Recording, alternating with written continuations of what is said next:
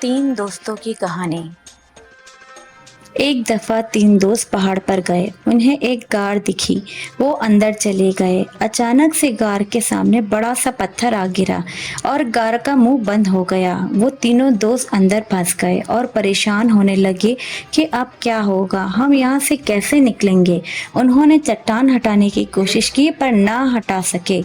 इनमें से एक दोस्त ने कहा कि क्यों ना हम अपने अच्छे अमाल याद करके अल्लाह से दुआ करते हैं तो अल्लाह ताला जरूर हमें इस मुश्किल से निकाल देंगे। ये तीनों दोस्त अपने अपने अमाल याद करके दुआ मांगने लगे।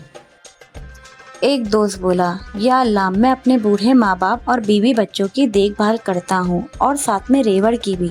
जब शाम को घर आता हूँ तो भेड़ बकरियों का दूध निकाल कर सबसे पहले अपने माँ बाप को देता हूँ, फिर बच्चों को देता हूँ। एक दिन मुझे चारे की तलाश में दूर जाना पड़ा। मैं शाम से पहले लौट ना पाया। वापसी पर वालिदैन को सोता पाया। उनके सरहाने खड़ा रहा कि इनके आराम में खलल ना पैदा हो। मुझे ये मुनासिब ना लगा कि मैं वालिदैन से पहले बच्चों को दूध पिला दूं। मेरे बच्चे मेरे कदमों तले रोते रहे, मैं फिर भी इसी हालत में खड़ा रहा, यहाँ तक कि सुबह हो गई। ऐ अल्लाह, अगर ये मेरा अमल आपको पसंद आया तो हमें इस मुश्किल से निजात फरमाएं। फिर वो चट्टान थोड़ी सी सिरकी, यहाँ तक कि थोड़ा सा आसमान दिखने लगा। उसके बाद दूसरे दोस्त ने कहा कि मैं अपनी चचाजाद से शादी करना चाहता था, लेकिन उसने इनकार कर दिया क्योंकि मैं उसके 100 दिनार न दे सका था।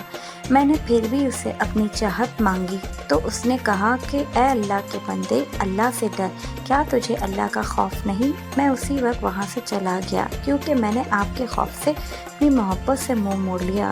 बेशक अल्लाह ताला, आप जानते हैं कि ये मैंने आपके डर से किया। अगर आपको ये मेरा अमल पसंद आया है तो हमें इस परेशानी से निजात फरमाइए। फिर थोड़ी सी चट्टान और सिरकी और कुछ रास्ता बना, लेकिन इन तीनों के निकलने के लिए ये काफ़ी ना था। तीसरा दोस्त बोला, ए अल्लाह, मैंने एक मुलाजिम चावल मापने के लिए रखा था।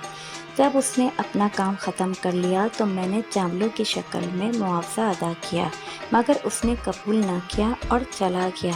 तो मैंने उस चावलों से बीज बो दिया। फिर मेरी फसल बहुत अच्छी हुई और मैं बहुत अमीर हो गया। मेरे पास गाय बकरियों की रेवड़ भी आ गए।